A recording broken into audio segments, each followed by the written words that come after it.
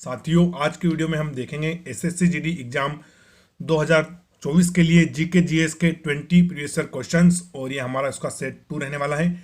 इसके पहले हम सेट 1 अपलोड कर चुके हैं, उसको भी आप चैनल पर जाकर देख सकते हैं। साथ ही चैनल पर पहली बार आए हैं तो चैनल को सब्सक्राइब जरूर कर लें और जब तक आपका एग्जाम चलेगा हम आपके लिए ऐसा ही प्रीवियस ईयर क्वेश्चन साथ ही साथ संभावित प्रश्न सेट भी लेकर आते रहेंगे, तो जो आपकी तैयारी के लिए बहुत ही इंपॉर्टेंट रहेंगे। तो चलिए शुरू करते हैं आज का हमारा ये इंपॉर्टेंट वीडियो।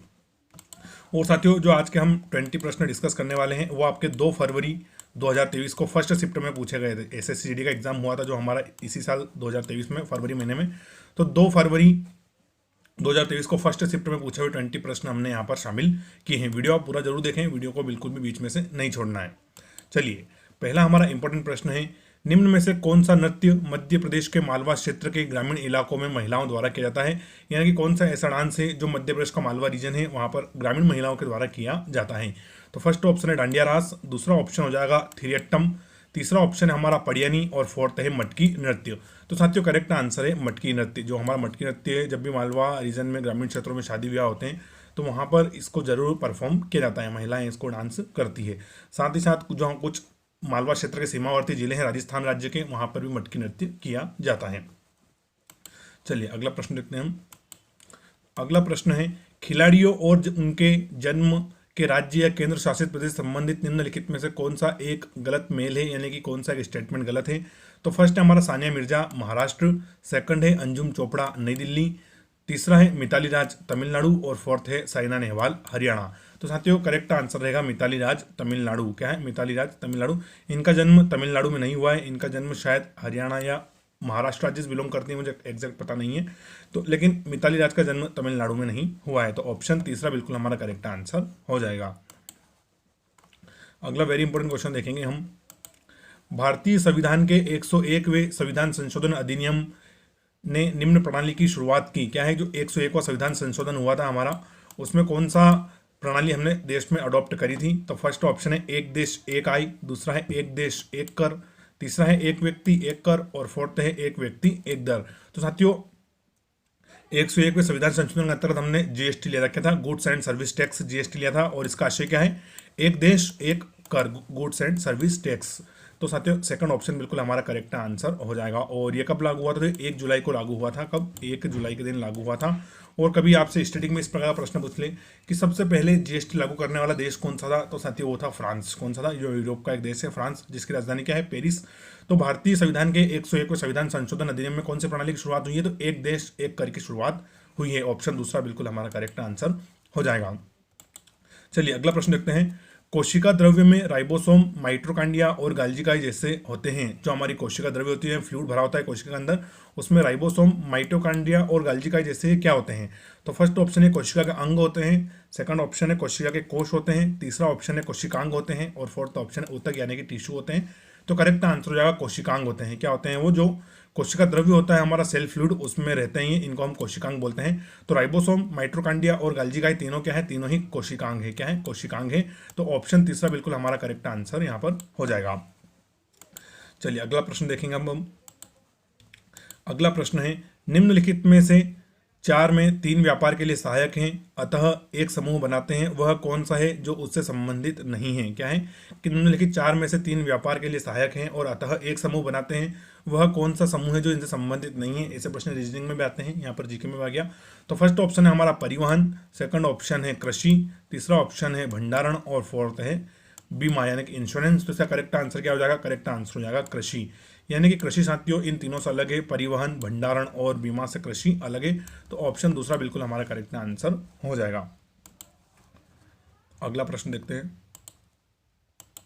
अगला प्रश्न है, गौतम बुद्धों के भक्तों द्वारा मनाई जाने वाली बुद्ध पूर्णिमा हिंदू माह के कौन से महीने में मनाई जाती है। तो जो प्रतिवर्ष हम बुद्ध पूर्णिमा सेलिब्रेट करते हैं, ये हिंदू माह के अनुसार किस महीने में आती है। तो फर्स्ट ऑप्शन है माघ महीने में, दूसरा ऑप्शन हो जाएगा फाल्गुन के महीने में, तीसरा है हमारा ऑप्शन वैशाख महीने में और फोर्थ है हमारा चैत्र के महीने में। तो राइट आंसर है साथियों इसको वैशाख के महीने में। कब? वैशाख की पूनम इसको हम हमारे मालवा रीजन में बोलते हैं। तो जो बुद्ध पूर्णिमा मनाई जाती है वो कौन सा महीने में आती है? वो आती है वैशाख के महीने में। और कौन मनाता है इसको? तो जो गौतम बुद्ध के अनुयायी हैं वो इसको सेलिब्रेट करते हैं। फाल्गुन महीने में क्या आता है? तो साथियों साथ फाल्गुन महीने में एक बहुत ही हमारा फेमस फेस्टिवल है होली। क्या है? होली, उसका आगमन होता है। और चैत्र में नवरात्रि, जिसको हम बड़ी नवरात्रि बोलते हैं, वो हम सेलिब्रेट करते हैं। और माघ में प्रतिवर्ष जो हमारा प्रयागराज है वहाँ पर माघ मेले का आयोजन किया जाता है जनवरी के महीने में। तो ये हमने चारों यहाँ पर देख लिया। तो बुद्ध पूर्णिमा कब मनाई जाती है? वो मनाई जाती है वैशाख के महीने में। ऑप्शन तीसरा बिल्कुल हमारा यहाँ पर करेक्ट आंसर हो जाएगा। अब अगला प्रश्न है, सुनंदा नायर ने मुंबई विश्वविद्यालय से नृत्य शैली में पीएचडी की है। उनकी थीसिस इंट्रिंसिक लिरिकल फेमिनिज्म में था। क्या है? फिर से प्रश्न रिपीट कर दूं। सुनंदा नायर ने मुंबई विश्वविद्यालय में इस नृत्य की शैली में पीएचडी डिग्री ली है उन्होंने, और उनकी थीसिस इंट्रिंसिक लिरिकल फेमिनिज्म में था। तो फर्स्ट ऑप्शन है हमारा कुचिपुड़ी, सेकंड है कथकली, थर्ड ऑप्शन है मोहिनीअट्टम और फोर्थ ऑप्शन है भरतनाट्यम। तो साथियों जो सुनंदा नायर है इन्होंने मुंबई विश्वविद्यालय से मोहिनीअट्टम नृत्य शैली में पीएचडी ली है। इसमें मोहिनीअट्टम जो नृत्य है उसमें इन्होंने पीएचडी हासिल करी है। तो ऑप्शन तीसरा बिल्कुल हमारा करेक्ट आंसर हो जाएगा, मोहिनीअट्टम। और मुंबई कहाँ की राजधानी है? तो मुंबई हमारे महाराष्ट्र राज्य की राजधानी है। किसकी? महाराष्ट्र राज्य की राजधानी है। चलिए, one of the most rich state है भारत का महाराष्ट्र। अब अगला प्रश्न देखते हैं हम। बजरंग पूनिया ने किस टूर्नामेंट में दौलत नियाज कौ को हराकर कांस्य पदक जीता? यानी कि वह कौन सा टूर्नामेंट था जहां पर इन्होंने दौलत नियाज कौ नाम के एक एथलीट को हराकर कांस्य पदक जीता है? तो फर्स्ट ऑप्शन है टोक्यो ओलंपिक 2020, दूसरा ऑप्शन हो जाएगा एशियाई खेल 2014, थर्ड ऑप्शन है हमारा राष्ट्रमंडल खेल 2014 और फोर्थ ऑप्शन है लंदन ओलंपिक 2012। तो साथियों करेक्ट आंसर है टोक्यो ओलंपिक 2020। तो बजरंग पूनिया ने टोक्यो ओलंपिक 2020 में, जो कि जापान में आयोजित हुए थे, यहाँ पर दौलत निया जैकब को हराकर क्या है, कांस्य पदक इन्होंने यहाँ पर जीता है। तो ऑप्शन एक बिल्कुल हमारा करेक्ट आंसर हो जाएगा। हालांकि उस समय करंट अफेयर्स के लिहाज से प्रश्न पूछा गया था। चलिए अगला प्रश्न देखेंगे अब हम। अगला प्रश्न है, निम्नलिखित में से कौन वाकाटक राजवंश के संस्थापक थे? तो जो वाकाटक राजवंश था इसके संस्थापक, इसके फाउंडर कौन थे? तो फर्स्ट ऑप्शन है प्रवर सेन द्वितीय, दूसरा ऑप्शन हो जाएगा प्रवर सेन प्रथम, तीसरा ऑप्शन है हमारा विंध्य शक्ति और फोर्थ ऑप्शन है प्रभावी गुप्त या प्रभावती गुप्त। कितने अच्छे नाम है, प्रवर सेन, विंध्य शक्ति, प्रभावती गुप्त।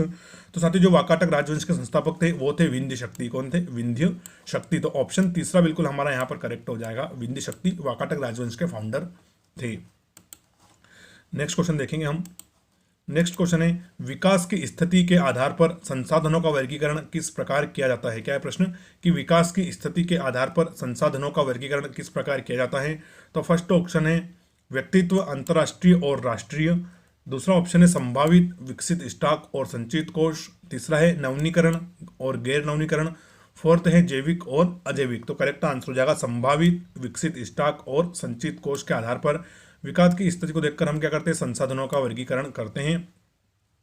यानी कि पहले जो संसाधन है वो संभावित, यानी कि इस क्षेत्र में पेट्रोल डीजल मिल सकता है, फिर विकसित स्टॉक यानी कि जिनको हमने खोज लिया है लेकिन अभी उनको हमने एक्सट्रैक्ट करना चालू नहीं किया है, निकालना चालू नहीं किया है, और फिर हमारा संचित कोष जहाँ से हम अभी अपना आराम से मटेरियल वगैरह निकाल रहे हैं। तो ऑप्शन दूसरा बिल्कुल इस प्रश्न का हमारा करेक्ट आंसर रहेगा।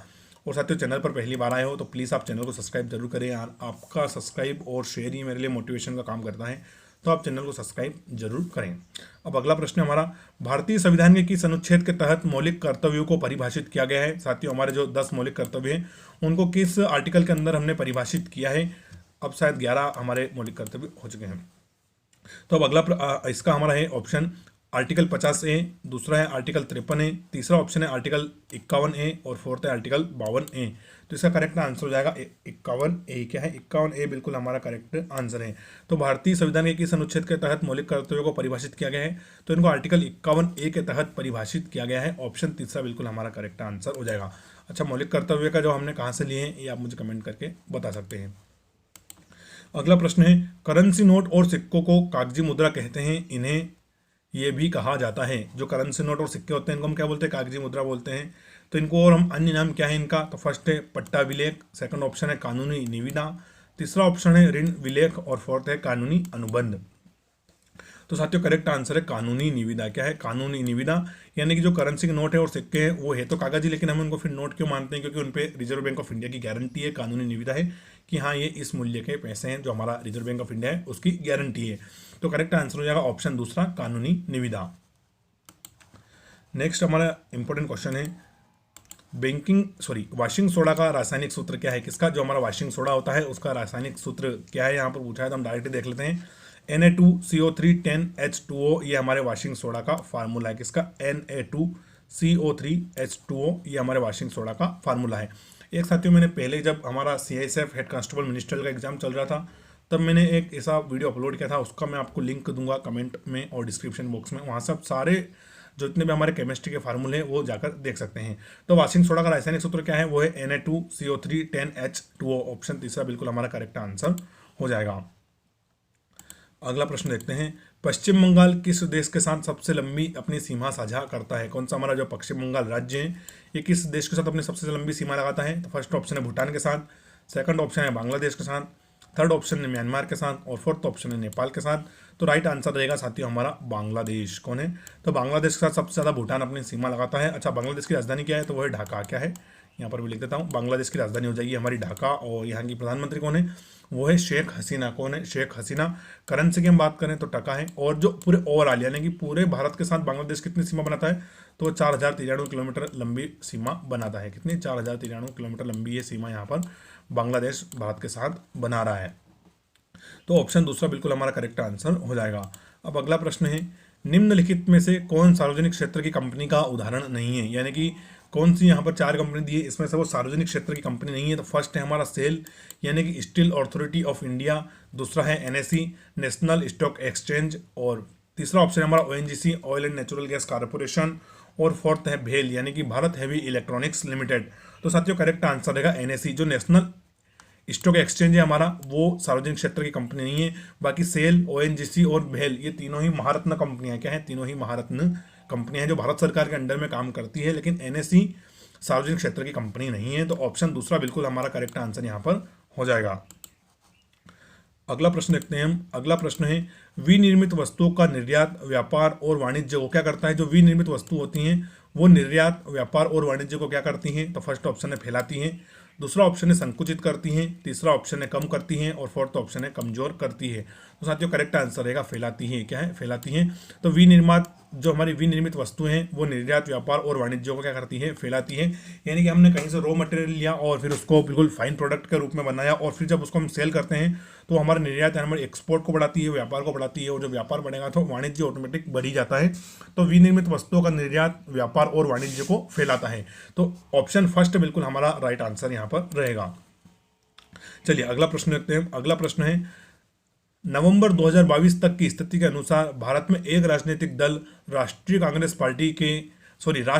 कांग्रेस पार्टी के अध्यक्ष कौन है? फिर से रिपीट कर दूं, नवंबर 2022 तक की स्थिति के अनुसार भारत का एक राजनीतिक दल है जिसका नाम है राष्ट्रवादी कांग्रेस पार्टी, और इसके अध्यक्ष कौन है? तो फर्स्ट ऑप्शन है हमारा सुप्रिया सुले, सेकंड ऑप्शन है एकनाथ शिंदे, तीसरा ऑप्शन है नवाब मलिक और फोर्थ है शरद पवार। तो साथियों राइट आंसर है इसके शरद पवार। तो इसके अध्यक्ष कौन है? इसके अध्यक्ष हैं शरद पवार। यहाँ पर जो एक और ऑप्शन है एकनाथ शिंदे, ये कौन है साथियों? ये महाराष्ट्र के मुख्यमंत्री हैं। ये तो राष्ट्रवादी कांग्रेस पार्टी की बात है। अगर हम भारतीय राष्ट्रीय कांग्रेस की बात करें INC की, तो उसके वर्तमान में अध्यक्ष कौन है? तो वो है मल्लिकार्जुन खड़गे। कौन है? मल्लिकार्जुन खड़गे। तो ये भी हमें याद रखना है क्योंकि यहाँ पर थोड़ा राष्ट्रवादी और वो राष्ट्रीय कांग्रेस पार्टी है, दोनों में कंफ्यूज नहीं करना है। अगर राष्ट्रवादी कांग्रेस पार्टी पूछे तो शरद पवार, और राष्ट्रीय कांग्रेस पार्टी पूछे तो मल्लिकार्जुन खड़गे, उसका बिल्कुल करेक्ट आंसर रहेगा। नेक्स्ट क्वेश्चन है हमारा, 1928 में दिल्ली के फिरोज शाह कोटला मैदान में एक बैठक में स्थापना की गई थी। इसके नेता थे भगत सिंह, जतिन दास और अजय घोष। तो साथियों प्रश्न बोल रहा है कि जो दिल्ली का फिरोज शाह कोटला मैदान है वहां पर एक बैठक आयोजित करके एक संगठन की स्थापना करी गई थी। उस संगठन का यहाँ पर हमें नाम बताना है। तो फर्स्ट ऑप्शन है कबुई नागा एसोसिएशन, सेकंड ऑप्शन है all India depressed classes association, तीसरा है हिंदुस्तान सोशलिस्ट रिपब्लिकन एसोसिएशन और फोर्थ है मद्रास प्रेसिडेंसी एसोसिएशन। तो साथियों करेक्ट आंसर रहेगा हिंदुस्तान सोशलिस्ट रिपब्लिकन एसोसिएशन की यहाँ पर स्थापना करी गई थी। और इसमें कौन कौन शामिल थे? तो भगत सिंह शामिल थे, जतिन दास शामिल थे और अजय घोष शामिल थे। ऑप्शन तीसरा बिल्कुल हमारा यहाँ पर करेक्ट आंसर हो जाएगा। अगला वेरी इंपॉर्टेंट क्वेश्चन है, नवंबर 2022 में भारत के विधि आयोग के अध्यक्ष के रूप में किसे नियुक्त किया गया था? उस समय के करंट अफेयर्स का प्रश्न है कि नवंबर 2022 में भारत का जो विधि आयोग है उसका अध्यक्ष किसे नियुक्त किया गया था? तो फर्स्ट ऑप्शन है न्यायमूर्ति रवि आर त्रिपाठी, सेकंड ऑप्शन है न्यायमूर्ति ऋतुराज अवस्थी, तीसरा ऑप्शन है एस शिव कुमार और फोर्थ ऑप्शन है NK सिंह। तो इसका राइट आंसर है हमारा न्यायमूर्ति ऋतुराज अवस्थी को भारत के विधि आयोग के अध्यक्ष के रूप में चयन उनका किया गया था, उनको नियुक्त किया गया था। अगला क्वेश्चन है, निम्नलिखित में से कौन सा कथन भारत के संसद के संयुक्त सत्र के बारे में सही नहीं है? यानी कि यहाँ पर जो 4 कथन दिए हैं इसमें से 3 कथन सही है लेकिन एक कथन सही नहीं है, तो उसको हमें यहाँ पर देखना है। तो फर्स्ट है, अब तक दोनों सदनों की संयुक्त बैठक 3 मौकों पर हो चुकी है। दूसरा स्टेटमेंट इनका, राज्यसभा के सभापति यानी कि उपराष्ट्रपति महोदय संयुक्त सत्र की अध्यक्षता करते हैं। तीसरा है, राष्ट्रपति संयुक्त पत्र के लिए दोनों सदनों की बैठक बुला सकता है। और तीसरा है, संसद के दोनों सदनों के बीच गतिरोध को दूर करने के लिए संयुक्त सत्र का आयोजन किया जाता है। तो करेक्ट आंसर हो जाएगा हमारा ऑप्शन दूसरा, संयुक्त राज्य के सभापति उपराष्ट्रपति संयुक्त सत्र की अध्यक्षता करते हैं। साथ ही वो नहीं करते हैं, जो संयुक्त सत्र लगता है हमारा जिसमें राज्यसभा और लोकसभा दोनों एक साथ लगती है, उसमें जो लोकसभा के अध्यक्ष होते हैं वो उसकी अध्यक्षता करते हैं। तो ऑप्शन दूसरा बिल्कुल हमारे यहाँ पर स्टेटमेंट करेक्ट हो जाएगा। तो साथियों ये हमारे 20 प्रश्न थे जो हमने डिस्कस किए, और ये हमने 3 फरवरी 2023 का जो आपका फर्स्ट शिफ्ट में पेपर हुआ था उसके प्रश्न यहाँ पर हमने डिस्कस किए हैं। आशा करता हूँ कि वीडियो आपने पूरा देखा होगा और वीडियो आपको अच्छा लगा। अगर चैनल पर आप पहली बार आए हैं तो चैनल को सब्सक्राइब जरूर कर लें और वीडियो को अपने दोस्तों के साथ शेयर जरूर करें। वीडियो पूरा देखने के लिए आप सभी का शुक्रिया। थैंक यू, जय हिंद और राम राम।